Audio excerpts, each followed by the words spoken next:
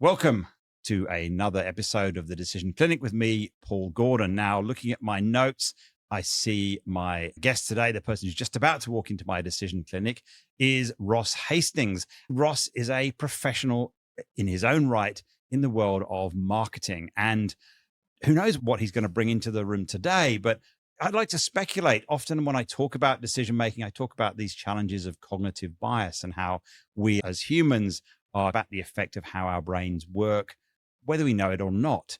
Sometimes I speculate that this industry, this vast industry of marketing and advertising, for example, is designed deliberately to play on our cognitive biases. So I'm hoping that maybe my conversation with Ross is going to touch on some of those issues. What is it about the unconscious influence over us from domains like marketing and how it shapes our own decision making? So let's see where the conversation goes. Ross, welcome to the Decision Clinic. Thank you for coming and joining us today. Thanks for seeing me. I know the waitlist for seeing you is quite lengthy, so thanks for taking the time. Oh, you're welcome. Another hard decision I face is prioritizing the people that come to see me. Now, what really helps me, Ross, is to help me understand a bit about how you make decisions that you're grappling with, and of course, a bit of background about what has you come here today, where are you from, and so on. So who are you? Where are you from?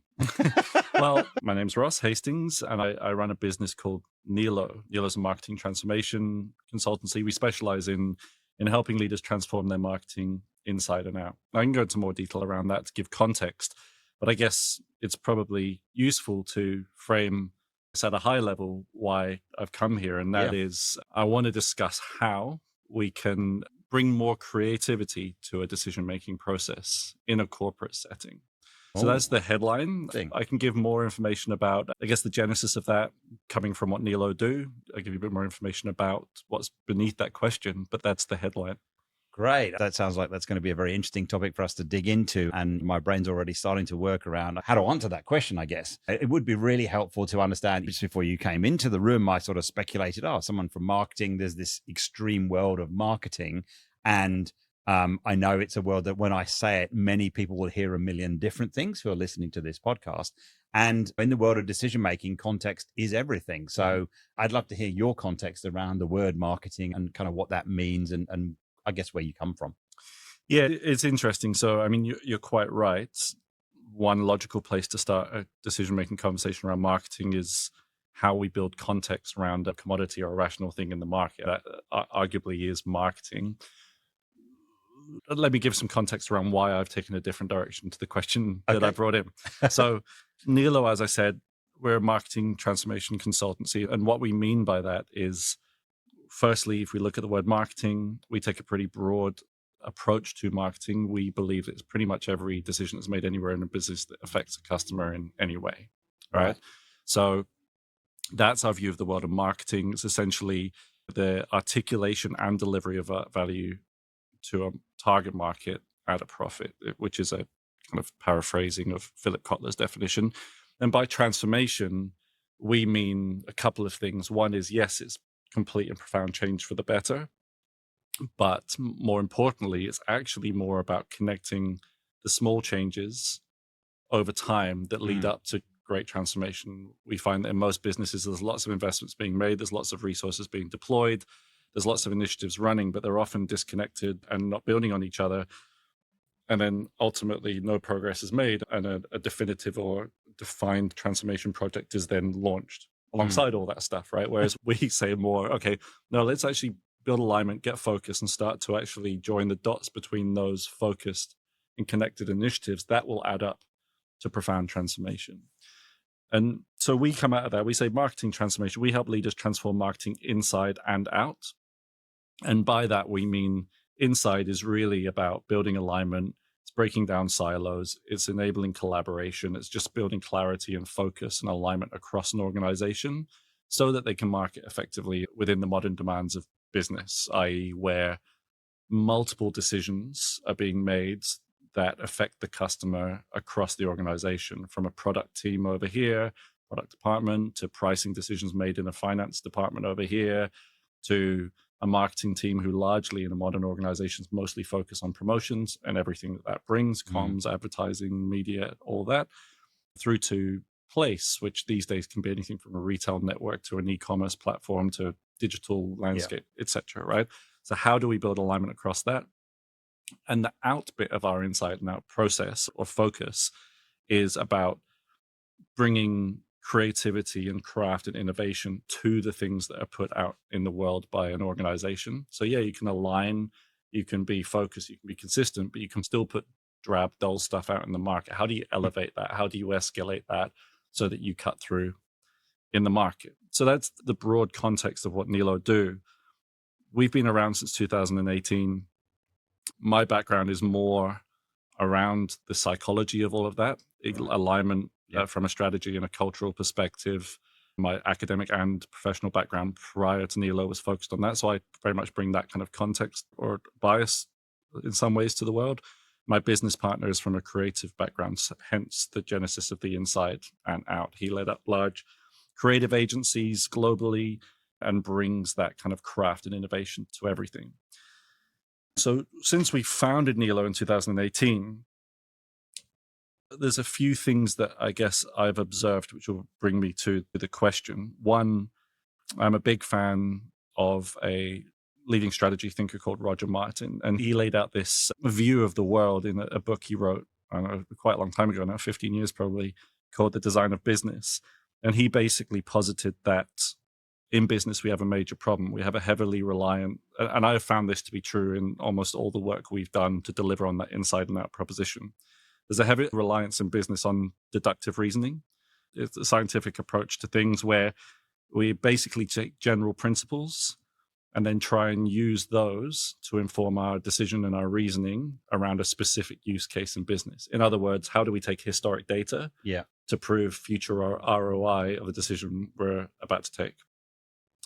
We see a lot of inductive reasoning being used in business, which is the flip, right? Which is, how do we start with a specific use case, say a customer problem, and then use generalizable principles, extrapolate that up to a generalized principle that can inform our decision making.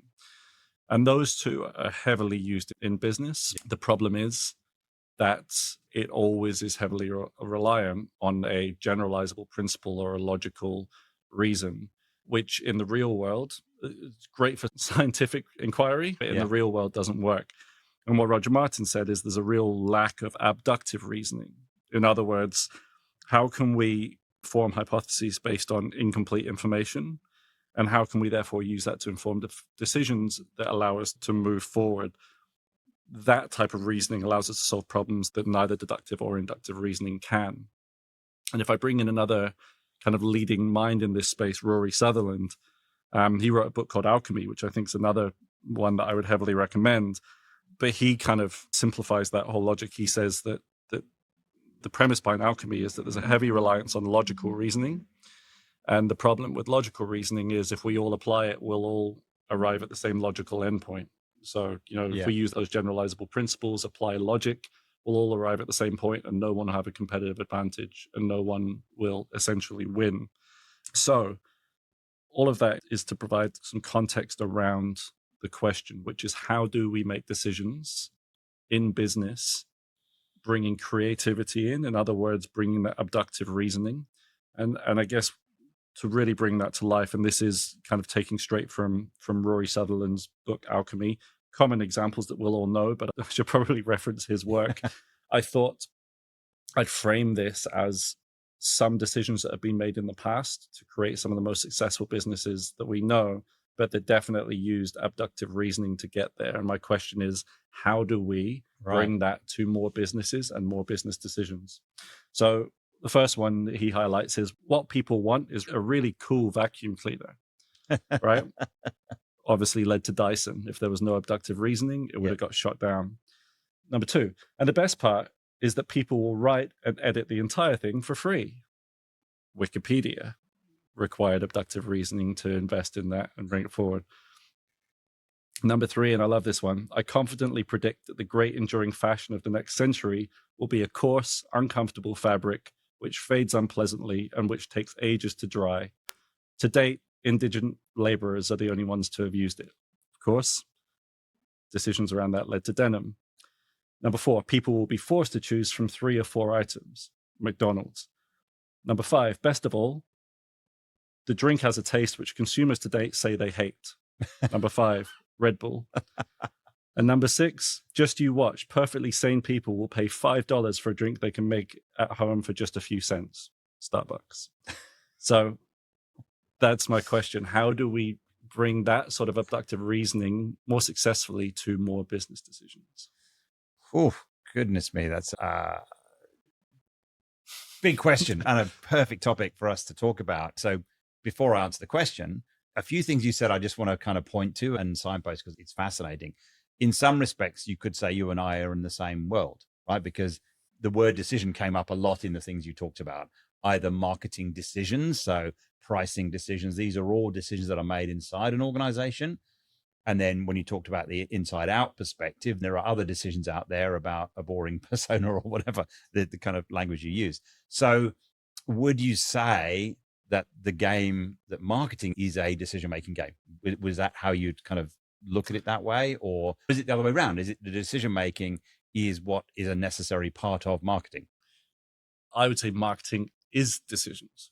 I like as straightforward as that. So like I said, marketing is every decision made anywhere in a business affects a customer in any way. Like that's how we define it. So to put that in context, we would say that marketing is cause, brand is effect. Marketing is the decisions you can make, the levers you can pull, the investments you can make, the resources you can deploy. That's all controllable. Brand, not controllable at all. You can make a decision about what you want it to be. You can then make the marketing decisions that you think will lead to it, but you can't control people's perception of you. If we go all inception on that, what's the point of brand and perception? Well, it's to inform the decisions and the behaviors that you want your target market to make, right? And that's what I'm interested to explore, because in the world of decision making, context is everything, and also perspective and all of the other things, bias and so on, that leads us to a certain point in time. And you could say, well, why do we even care about any of this stuff? I'm guessing what I would point to is part of the inference is why marketing? Marketing is to cause some behavior that we're committed to. And probably in our customer, if you say marketing is every decision you make that affects the customer, which I think is a really fascinating way of looking at it, because it turns it from a thing that you do called, here's the box called activities in marketing, into an intention. An intention is to impact the customer. And then I'd say, yeah, let's look at it from the customer perspective. And two things I can look at, right? I can look at, we with marketing are trying to cause some decisions and behavior by the customer. And then the customer is going about the world making decisions, either consciously or unconsciously. Mhm. And what I'm interested in the world of decision making always is we make decisions that we're satisfied with. And the reason for that is, A, we don't then unmake them or make different ones. And B, we don't then end up questioning in regret, remorse about the decisions that we've made. Yeah. So there's sort of a genesis of the decisions that impact the customer. Mhm. And the relationship to the decisions that the customer makes as a result of that impact. Yeah, I mean, it's a really interesting way of framing the whole thing. I would say one thing to reinforce what you said, no behavior of any people, call it a market for the sake of this, is free of context. Therefore, none of it's free of marketing. And that can be marketing from that company, but also can be category marketing. We see all this stuff like misattribution. I can see a Fiji tourism board advertisement and then go straight to my house and book a trip to Bali, right? It's not necessarily marketing from the specific company. So that's, I think a really interesting kind of way to frame it. But if we zoom out even further, when we look at the game of business, if we assume that the frame of this question I ask is because the company wants to win, and I'm paraphrasing Roger Martin here, but he says most companies play to play. Yeah. The ones that are great are actually playing to win. And that's where we need this abductive reason, is because that's what's required to win. That's what's required to diverge from logical thinking, to diverge from generalized principles, and to actually be able to do something that allows us to win and continue to do so, because you then get people using your generalizable logic, because once you've done it, it's then generalizable. Yeah. That's one. And I guess to simplify that, there's a couple of different ways to win. We can either continue to produce our product at the market average, but attract a price premium or generate more demand for it. Yeah. Or we can charge the same price as the market average and produce at a lower cost. Arguably, that strategy has to be at the lowest cost. It Yeah. can't just be a slightly It's a lower race to the cost. bottom. So you need to be the cost leader if you're going to pursue that strategy. Yeah. Everybody else should really be producing, like going for a differentiation strategy to drive either demand or price premium. Both of those require a distinctive way to do things, whether it's a distinctive way to drive down cost or a distinctive way to get a price premium or generate demand. Again, all of which require abductive reasoning to get there, because otherwise you're just playing to play. So this is all based on the fundamental assumption that we're talking about how can a company actually pursue winning in general. No, that's great. And I think there's a whole world around what even winning looks like and why would you win? Because fundamentally, when I look at decision making, I'm saying you've got to frame your decision from the why, right? That's what leads to decisions that we're satisfied with is they are made from the why. They're not just made from a one-dimensional view of the world. So if we say the game of a business is to win, let's say play to win, and that looks like, let's say, affecting behavior that the customer buys our product, not somebody else's. And I can get all esoteric and say, let's even park whether it's a product they actually need or don't need or any of those things. Let's just make a big assumption, right? The big assumption is that actually the opportunity of a customer buying your product is it makes some positive difference to them that actually is valuable, right? So they don't just buy it and get fat or old or whatever. They actually, something improves about them. So there's some perspective from their place that says, the decision to buy your product, not someone else's, is an effective decision. It's something I'm satisfied with. I've now bought the product.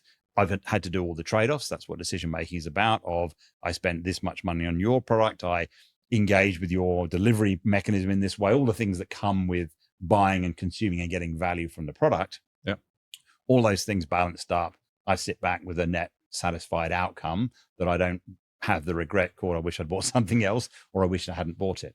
Yes, of course. I guess the systemic perspective of that is that it's, depending on the business, that could be a repeat purchase, whether it's a habitual repeat purchase of a commodity or a product, or the continuation of a subscription or the increase in the subscription. And so, of course, in that broader sense of marketing, all sorts of things from your comms, your promotions that lead to the initial purchase behavior to the first use of the product and hopefully exceeding satisfaction there, and then ongoing usage and habit building and a simple level awareness, consideration, conversion, but then also retention, loyalty, advocacy. The desired behavior kind of changes through that. So it's more recognizing a human as a system. Their context is always changing.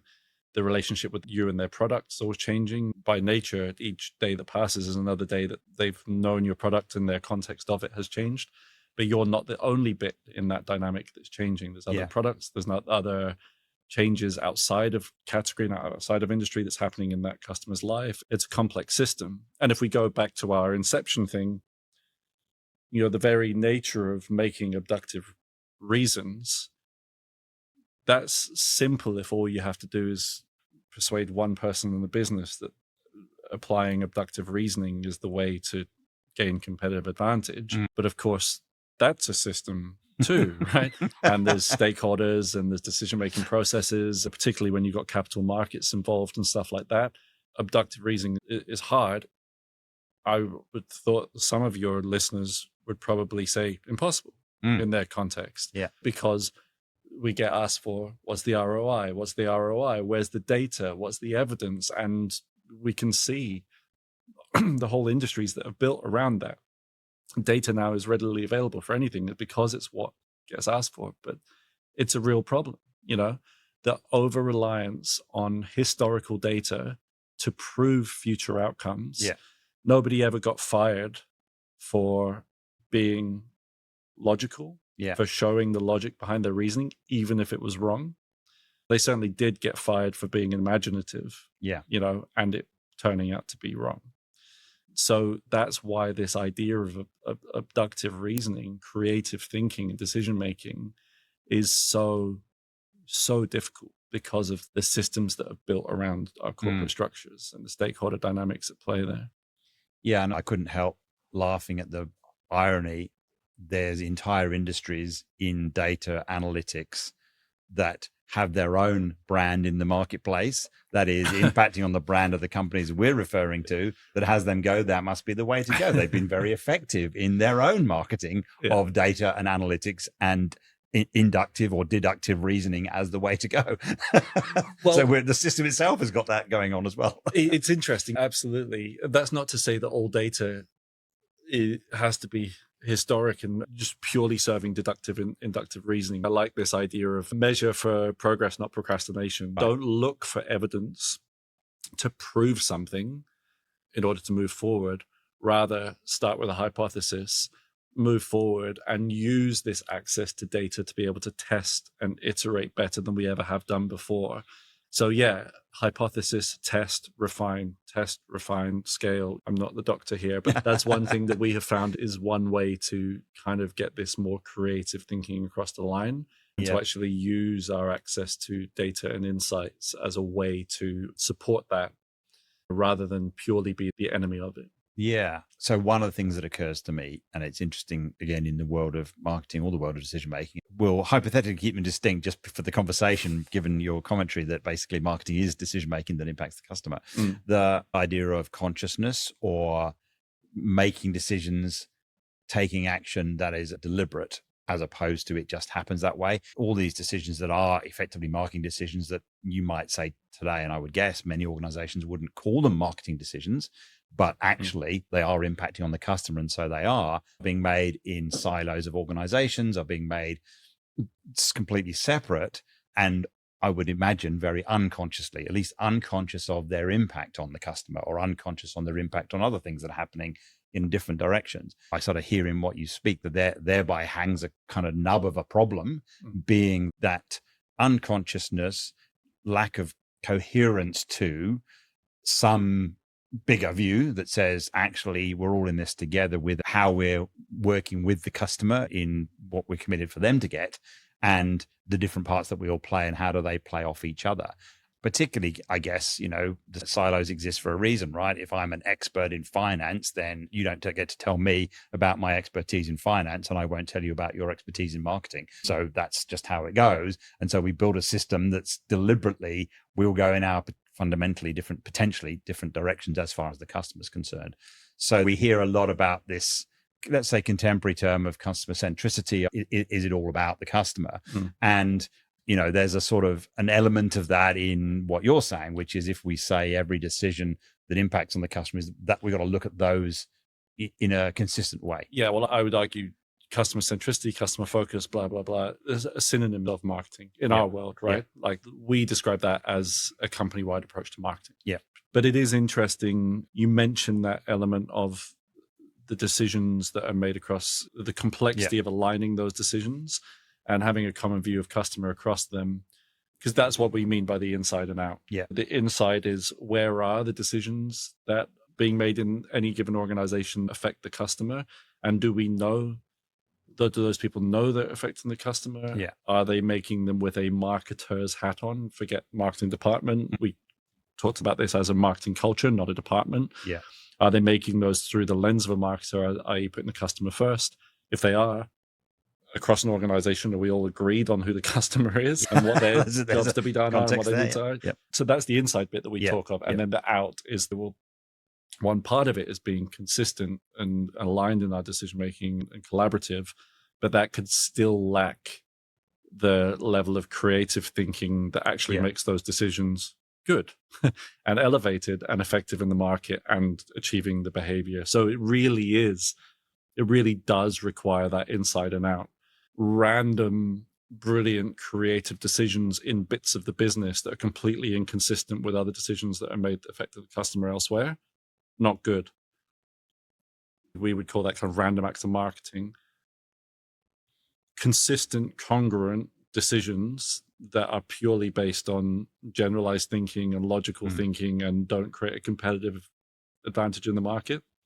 Maybe arguably better than the random other case, maybe, but still long-term just not likely to achieve any amazing business success to speak of. So it really requires the marriage of those inside and out. Looking from a decision-making lens, the problem you talk about from inductive or deductive reasoning is the same in generalized decision-making.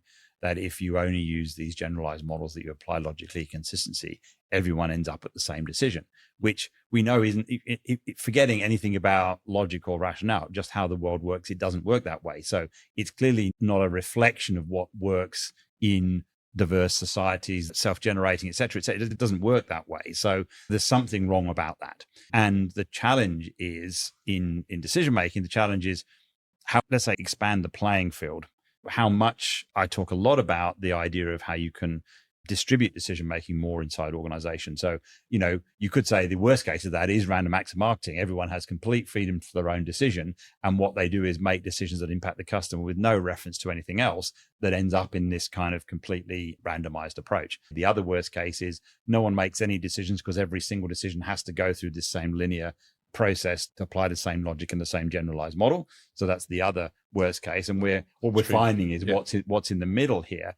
And one of the things that's interesting to explore is this idea of, and organizations use this well for decision making, setting guardrails. In other words, you're not saying you have to do it this way, but you're also saying it doesn't work if you go to here. So how do you construct an environment that gives enough of a sandpit that you can still play in to find the opportunity for that creativity that you're talking about? Yeah. But if you're up against something, you haven't suddenly driven the company off the cliff. Yeah. And another way of framing that same thing is I don't necessarily think that the pure driver of movement across that spectrum is just process. I was going to say guardrails too. I believe, depending on the organization, that we can move towards that autonomous model. Some of the theory around motivation in organizations, autonomy is great, but we want to avoid the tyranny of freedom. How do we, one, avoid guardrail-less decision-making? One, because it leads to randomness, but also it negates the power of autonomy. We give people complete freedom of choice that kind of stifles them. It doesn't make them feel that they're able to do the job, that they're able to make effective decisions and be able to move forward. And that erodes motivation. Whereas, we would hope by giving autonomy that's actually contributing towards a more motivated workforce. And the key is guardrails, like you said, but that's not necessarily only achieved through process. It could also just be, it can be achieved through clear fundamentals, like, as you said earlier, how do the decisions you make connect to other decisions that add up to the customer? Who is the customer? What are they trying to get done? What are their needs? So it's less process and more clarity of the system of which the people are part. And if that's clear, we can give more autonomy and expect, we're getting into somewhat utopian territory here, but expect some aligned but autonomous, self-directed decisions. It's not completely utopian. We see examples of it, Apple, right? Yep. Apple, because most people have gone into an Apple retail store and everything from the experience you have in there to the Genius Bar, which is their service department, and to their comms, the brand and market, the product itself. There's some process, but certainly when you go into the retail environment, you can see the autonomous decision-making in play. Like they have the autonomy to turn up and make decisions and do things.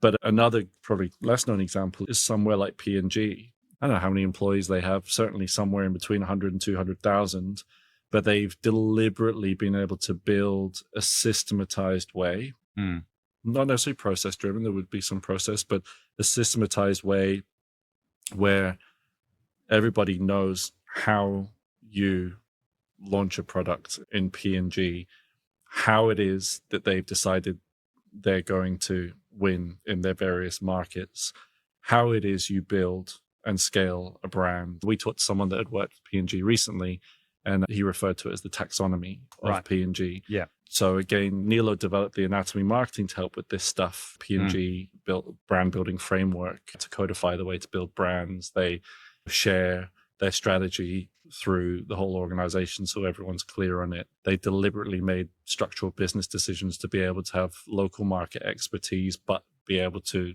leverage global scale. They made all these deliberate decisions to provide, as you said, the guardrail, systematized guardrails. Of course, there's process too, but it's trying to get aligned, creative, effective decisions with minimal process, but still achieving alignment and effectiveness. From my expertise, I'd say there's a couple of things that are interesting at play here that we can point to. First thing is, we can talk about guardrails or whatever and process, but I think principles are critical in the realm of decisions, from where do I buy my next house to where do I go on a holiday to how do I restructure my business. So a huge scale and span of decisions. By applying at least some core principles that can apply to big, small decisions. And if in the world of decision thinking, we look at the trade-offs, intangible and tangible trade-offs. We look at how you engage stakeholders. We look at making sure you've got some process of decision making. If you apply these principles, then they can relatively easily be taught. They can be consistently engaged with, but it's not a prescription. So you create the opportunity for that freedom. So I think there's a way of looking at it from a principles approach, which is what I hear a little bit when you talk about the P&G example. Yeah. It's like, this is how we behave, and we know that that's how we behave.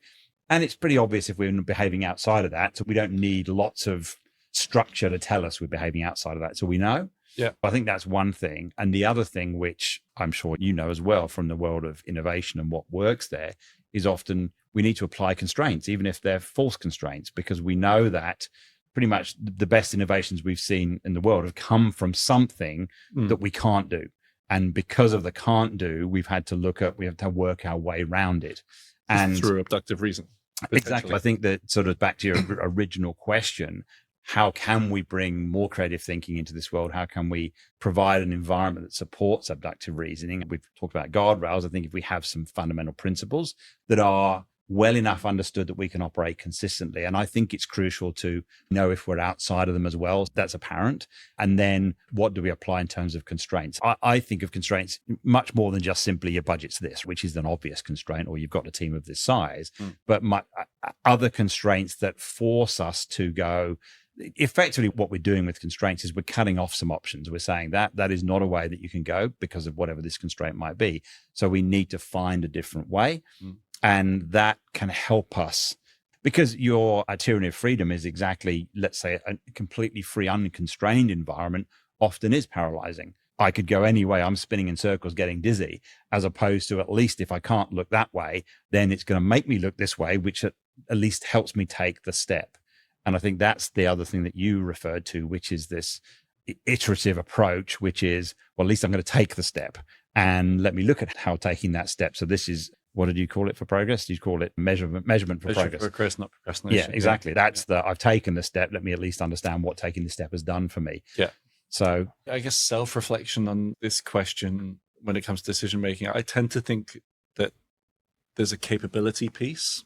Yeah. Do you have the creative capability in the decision-making process to generate genuinely creative options for a decision? So that's one piece. Yeah. Right.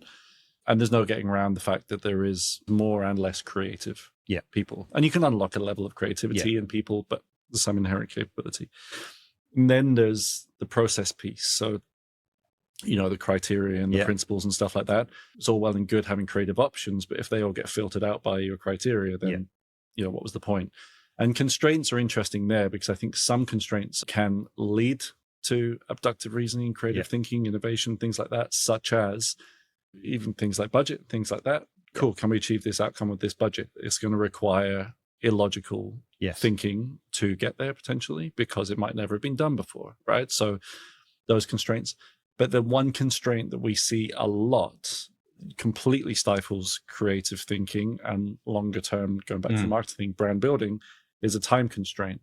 Yeah. But we want to see a return in 6 months. Got it. Yeah. So okay, well, I know you and I have talked before about the common story around Aston Martin, where the executive buys an Aston Martin on their 50th birthday because they've always wanted one because they saw the ad when they were 12, right? That's the story that illustrates the example.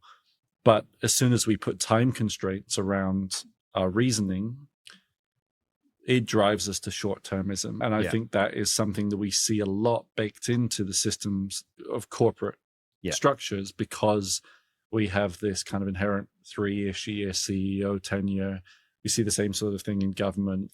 Everything's focused on making an impact. I was going to say leaving a legacy, but it's maybe not even leaving a legacy, because that might drive longer-term thinking. It's more the turnaround, the impact that I made on this business in this three-year period. And, long-term thinking doesn't apply there. Abductive reasoning doesn't have a defined ROI, doesn't apply there. So I would have that time horizon goes in that same bracket as a heavily reliant on analytical thinking. We need a tangible return, and we need it over a short and tangible time frame.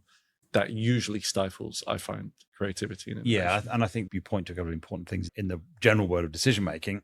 First, you point to tangible. Unless we can measure it on the balance sheet or the profit and loss, it doesn't count, which we all know, the world knows, is nonsense. We as human beings don't go through the world only engaging in tangible things. We buy a brand because we like it, because it makes us feel good, because our friends think we're cool because we bought it, whatever. There's a vast world of intangible outcomes that actually are at play in our decision making. A big false assumption is they don't matter unless I can get the tangible outcome. So sophisticated organizations are looking for, okay, actually that reduction in that tangible outcome, that less profit because of my customer satisfaction, whatever it might be, that's a worthwhile trade-off. So we're going to see that's what we're doing. I would say, though, this comes back to the finance and marketing thing. I don't believe that it's necessarily a trade-off, maybe over a time horizon. But to your example there, we might take a hit in the short term because we have a hypothesis there's going to be a dramatic long-term gain commercially, because this whole thing is for commercial benefit, is to win.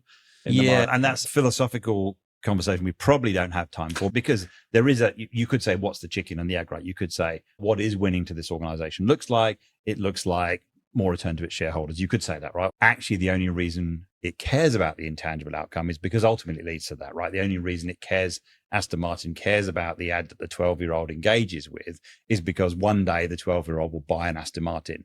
I don't care about anything else. Doesn't matter how good the 12-year-old feels. I don't care about that. That's what's going to happen. So there is a logical argument. And of course, the harder the commercial world gets, your listed companies that have to return their results, that have to return their money to the shareholders' purse, are going to end up being judged by that as to whether they live or die. For sure. The question is the chicken and egg, because as we know, as if I need to say this to you, someone in your world, that this idea of purpose driven is actually, the purpose is the purpose. In fact, the pursuit of the purpose to provide the value we provide in our marketplace, that has a more satisfied 50-year-old exec on their 50th birthday, super proud of them as they drive their Aston Martin down, whether they got a massive discount on it or not. We, Aston Martin, don't care about that. We see them driving it with a smile on their face. That's the thing we care about. That's our purpose.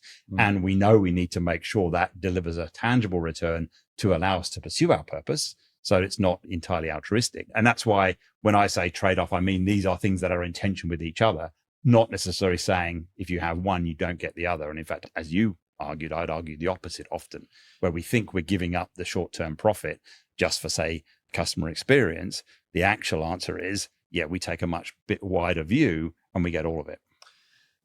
Yeah, I'm somewhat commercially hard-nosed in this sense, in a world where we do work with purpose and stuff like that. Yeah. But I would say if you remove time horizons and your purpose first over profit,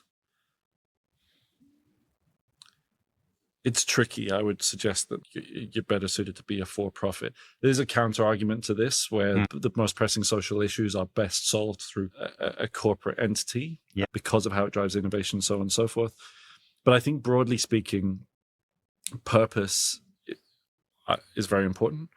But one, it's a guardrail for making decisions around what market or markets you're going to play in, what audiences you're going to target, and what their needs and jobs to be done are, and how you're going to uniquely solve them compared to your competitors, compared to other alternatives they have, in order to, like I said, either drive demand or to drive a premium, right? So in other words, affect your top line, or be the cost leader and drive innovation towards reducing the bottom line. Both of those have commercial impact. That's removing time horizons, right? I think that's the thing that's most important. I like this idea of, I do believe any corporate entity should be focused on shareholder primacy, but not short-term shareholder primacy at the expense of the customer. Short-term shareholder primacy will lead to erosion of shareholder value in the long term, I believe. So if you want to drive long-term shareholder value, you need to think about the problem you're solving for the customer, and therefore the demand you can generate for your product or service and or the price you can charge for it. Yeah. That, even if it takes a short-term hit, will drive long-term shareholder value. And if being purpose-driven is the way to do that, i.e., if one of the needs or the jobs to be done of your customer is to purchase from a purpose-driven organization in your space, Patagonia, like if that can be your competitive advantage, but it doesn't necessarily have to be your competitive advantage. But there's an indirect way that purpose can be your competitive advantage as well if you lead with it really well and attract the best. Like it's a really great EVP, right? It can be a good way to attract the best talent in your space and therefore win that way by being able to deliver better, superior value to your market that through that way as well. So I would say the purpose is not necessarily the answer, but where it is the answer, it can be the route to better commercial. It is one route to better commercials. It's one route to winning. Basically. Yeah, you just pointed to EVP there. Back to your earlier question around how do we drive more creative decision making? How do we support more abductive reasoning or thinking? Then that alignment of your people and your organization is a good vehicle for that. Because again, if you take the assumption that with a good set of principles in place, with some guardrails that at least keep us legal and a clear why we're working towards it, then it's going to come down to our people to be making those decisions within the freedom that we've provided. And what will support that will be their experience of, as I'm making those decisions, it lines up with what matters to me, and that lines up with what matters to the organization. And I think alignment was a word you used earlier on, that overall alignment is ultimately going to give us some success. And I think that's a little bit of full circle, I suppose. One other point I did want to make, which you mentioned, and it is a challenge. Often what I'm up against in this clinic is the effects of human bias, cognitive bias, that's driving outcomes that we don't want. And that's, as you talk about, the short-termism is a classic cognitive bias. We're much more as humans geared towards the short term. And frankly, it's something that we really in Australia could do a lot with, learning from our First Nations people about the value of intergenerational wisdom, both looking backwards and looking forwards, and much less focused just on what's good for me right now. When we know that's a human bias, how do we provide enough principles and support that help us bust through that? And as you say, take away some of those time constraints on decision making, and then decision time horizons that don't align, that are driven by the wrong thing. Your listed companies driven by the quarterly results reporting. Now, many decisions you're making can't possibly turn out any kind of result in the quarter, but they have to turn the result out. You constrain your decision making by the wrong dimensions, the same as a term of government or the same as a term of a CEO. Those are time things that exist in the world. We can't ignore them, but we make our decisions driven by them. And that's frankly back to front.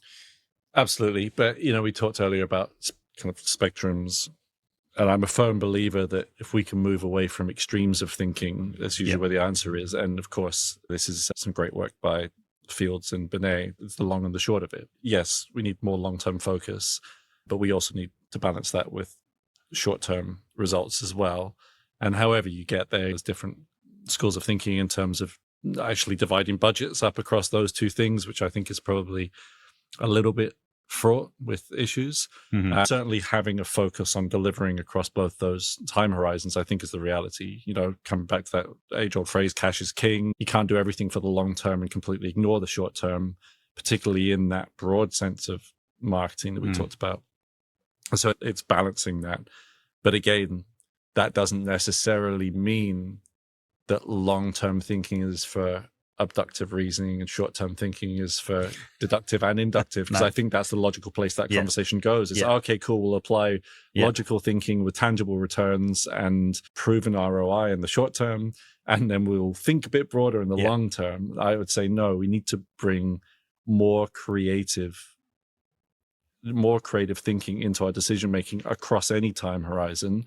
We want all decisions to connect. How does the short-term focus connect to the long-term? Because that's another problem. I think even companies that have done a good job of focusing on long and short-term horizons, almost by design, disconnect those things. Yeah. And then that makes no sense either, because this comes back to our definition of transformation. All short-term initiatives should be adding up to some deliberate longer-term transformation, change, right? So there's inherent challenges there as Yes. well. And talking of long-term and short-term, that is, I can already hear the next person waiting in the lobby. So we are going to need to wrap up. So look, thank you, Ross, for bringing this challenge in decision-making in the world of marketing. And from my point of view, a different way of thinking about marketing, right? Really not having it be the thing that we do, but having it be an intention and that relationship to decision making. And I think that your exam question was, how do we bring more creativity and provide an environment that supports abductive reasoning? My prescription always is going to be, let's look at this through how are these decisions made? What can we do to support them in a way that allows for, that provides enough constraint that forces the innovation, so perturbs the system enough to create some innovation, some principles that mean we've got something to fall back on, some guardrails to keep us safe, but kind of a little bit, let's go kind of thing. That's kind of how I think it. So thank you for coming in. Any last word from you just before I let my next person in? It's been really useful, and it's fascinating to see where these conversations go. And I'm always really surprised, or I shouldn't be surprised anymore, at how these different topics just start to connect, and the sorts of things that you start to talk about when you start with a focused decision like this. So it's been fascinating, very helpful. Thank you very much. Thanks for coming, Ross. Cheers. Okay, well, wow, what a conversation, a far-reaching conversation all around the topics of marketing, decision-making, how they all fit together. And one thing that we kind of didn't really touch on, but it was in the background the whole time, is a lot of this is all about people. It's about how the individuals together in an organization either work in concert or against each other. And of course, when I think about decision making, stakeholders in decision making are a fundamental part of what has us make decisions that do stick, that we're more confident and coherent with. So I think maybe in Ross's case, in the example around how we think more creatively, we have to be very clear on the people dimension in that, and what does it take to engage and empower people. So people rule the world. Thanks very much for listening. See you next time.